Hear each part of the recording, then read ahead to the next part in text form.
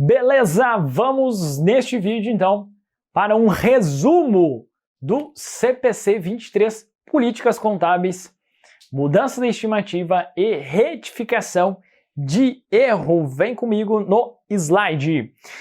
Então o CPC 23 ele tem dois objetivos básicos, pessoal: melhorar a relevância e a confiabilidade das demonstrações contábeis. Tá?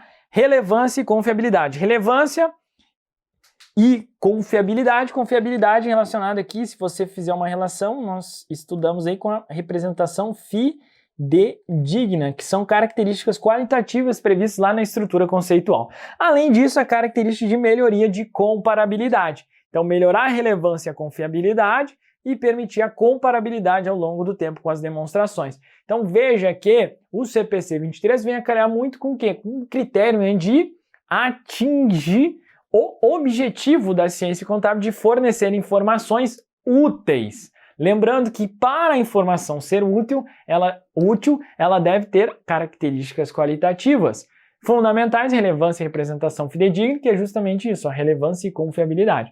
E além disso tem característica de melhoria. E nesse caso do CPC 23, ele está muito relacionado à característica da comparabilidade.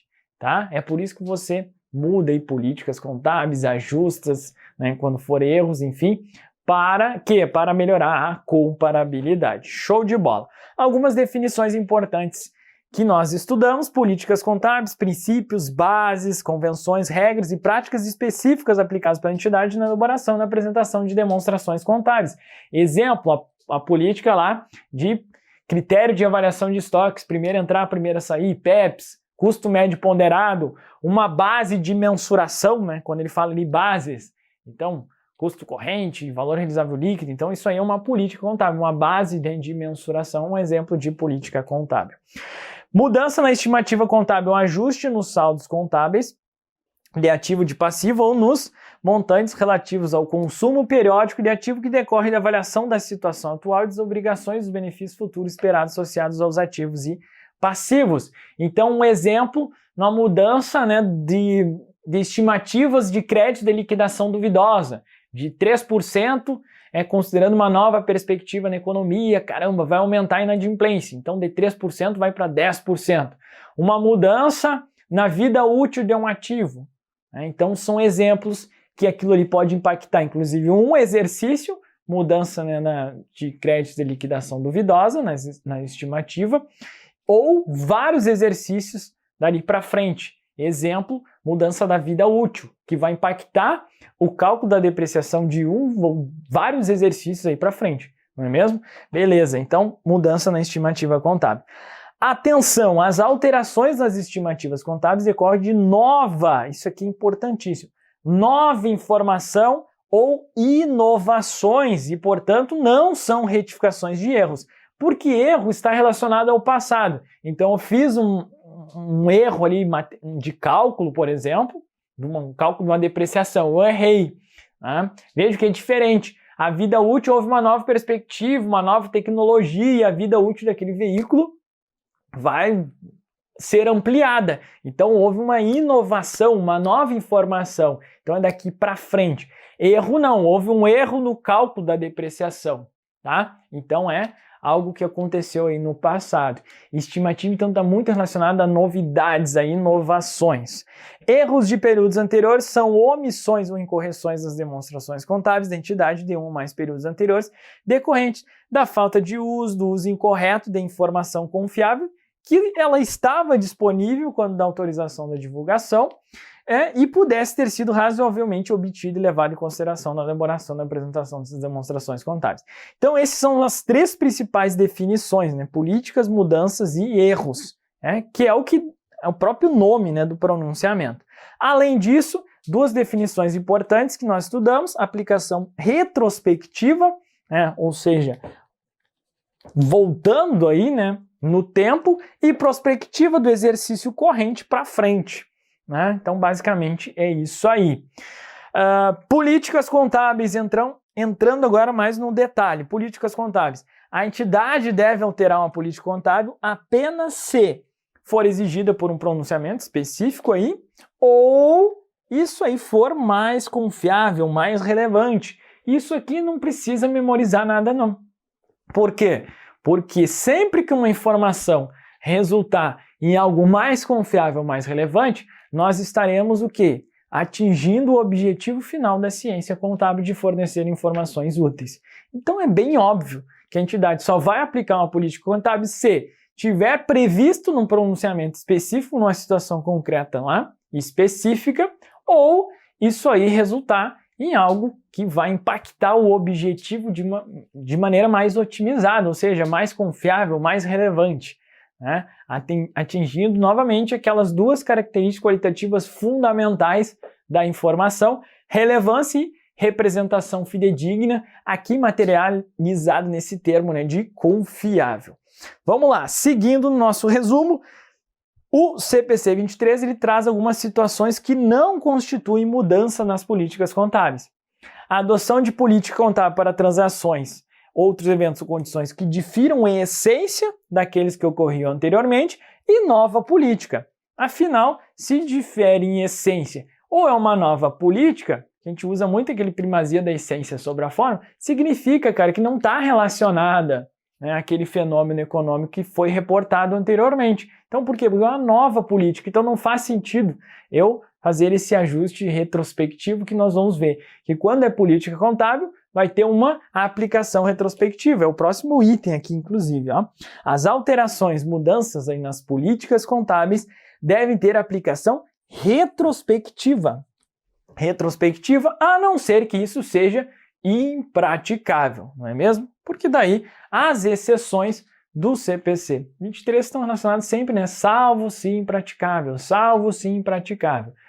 Por quê? Porque se é impraticável, não faz sentido realmente, né? É bem razoável isso aí. Então, alterações nas políticas contábeis, aplicação retrospectiva. E é justamente por isso que nova política contábil não se insere, né? Não constitui uma mudança na política contábil. Tá bom? Mudança nas estimativas contábeis.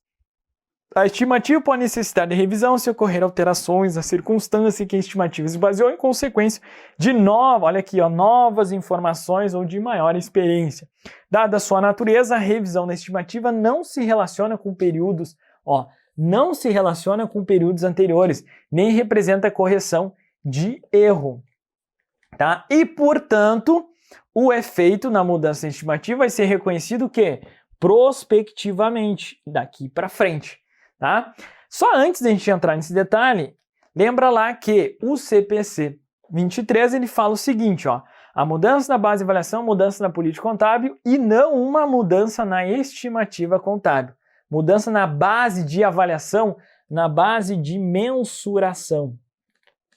É política contábil, não mudança na estimativa contábil. Agora, quando for difícil distinguir uma mudança da política contábil de uma mudança na estimativa contábil, a mudança é tratada como estimativa contábil.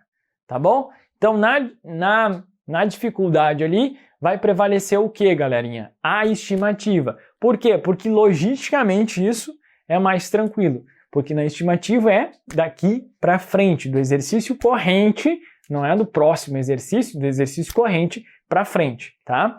Então, de forma geral, o efeito na mudança da estimativa contábil seria conhecido prospectivamente com a sua inclusão no período da mudança, no período da mudança, ou seja, no período corrente, quando afetar apenas esse, ou também em períodos futuros, quando a mudança também afetá-los.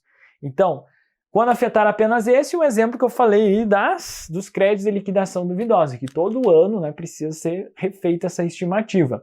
Já períodos futuros, um exemplo da mudança da vida útil, que vai impactar, né, vários exercícios futuros aí. Retificação de erro. Erros, então, podem ocorrer no registro, na mensuração, na apresentação e na divulgação. Os potenciais erros do período corrente descobertos nesse período devem ser corrigidos antes de as demonstrações contábeis serem autorizadas, tá bom? Por quê? E aqui vem um pouco, né, do conhecimento do CPC 24, eventos subsequentes. O que é um evento subsequente? Resumindo, é da data final ali da demonstração, 31/12, até quando for autorizadas.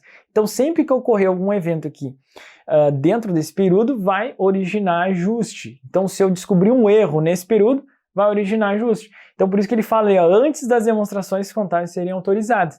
porque depois que for autorizado, dali para frente, não pode ter essa correção do erro, combinado? Aí vai ser no próximo exercício. Isso aí, se ficar sendo observado esse erro após a data de autorização. Fechamos. E aí, galera, nós temos dois tipos de erros. Nós temos, erros materiais, que devem ser ajustados retrospectivamente, e nós temos erros imateriais, ou seja, que não são relevantes para o usuário e, portanto, não devem ser corrigidos. Agora, se o erro for imaterial intencional, que é o que fala aqui, ó, erros decorrentes de fraudes, ou seja, com intenção, tanto faz, ó, materiais ou imateriais devem ter aplicação retrospectiva. Lembrando sempre aquela questão, né? Quando for impraticável determinar os efeitos do erro em um período específico da informação para um ou mais períodos serem apresentados, a entidade deve retificar os saldos de abertura de ativos, passivos e PL para o período mais antigo para o qual seja praticável a reapresentação retrospectiva. Então, digamos que um erro, até eu dei o exemplo aí na aula, né, cheia, 3 exercícios, x1, x2, x3. Então, ele conseguiu aqui o x2 é praticável, só que aqui no x1, cara, é impraticável. Então, ele vai o quê? Ele vai fazer o ajuste, então vai ajustar aqui, vai impactar o exercício x3 e vai reapresentar no a demonstração do exercício x2 e vai informar em notas explicativas que x1 ali é impraticável. Então, ó, para o período mais antigo para o qual seja praticável. Digamos aqui que foi apenas o exercício x2. O exercício x1 para cá, então x0 aqui, tudo é impraticável. Então ele vai informar que isso aqui é impraticável em notas explicativas e vai ajustar aquilo que for possível. Tá? Então, retificação de erro aí. Resumindo toda essa farofada aí, então nós temos mudança na política contábil, aplicação retrospectiva, retificação de erros, aplicação retrospectiva, mudança na estimativa contábil, aplicação prospectiva. Fechou?